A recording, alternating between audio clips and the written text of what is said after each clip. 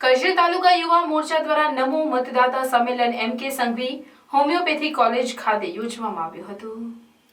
આ કાર્યક્રમમાં ઉપસ્થિત કરજણ તાલુકાના ધારાસભ્ય અક્ષય પટેલ, જિલ્લા મંત્રી અમરીશભાઈ પંડ્યા, કરજણ તાલુકા પ્રમુખ જયદીપસિંહ ચૌહાણ, યુવા મોરચા પ્રમુખ સ્નેહલ પટેલ, મંત્રી પાર્થ શાહ, કારોબારી સભ્ય ભાવિકભાઈ ડાભિયા ઉપસ્થિત રહ્યા હતા અને મોટી માત્રામાં યુવા મતદાતાને સંબોધી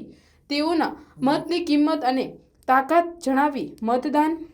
કરવા જાગૃત કર્યા હતા। મધ્યપ્રદેશની અંદર પણ જ્યારે અમને ચૂંટણી ગઈ ત્યારે પણ અમને જવાબદારી સોંપવામાં આવી હતી। ગામે ગામ નવા મતદાતાઓના સંમેલનો કર્યા અને લગભગ 90થી 95% મતદાતાઓ જે યુવાનો છે એને રાષ્ટ્રના હિતમાં ભારતીય જનતા પાર્ટીને મતદાન કર્યું છે અને આવનારા દિવસોની અંદર બધાને વિશ્વાસ છે કે રાષ્ટ્રની હિતની વાત કરનારી આ ભારતીય જનતા પાર્ટીની સરકારની અંદર તમામ નવા મતદાતાઓ ભારતીય જનતા પાર્ટીને મત આપે એવી એક અમને આશા છે અને ભારતીય જનતા પાર્ટી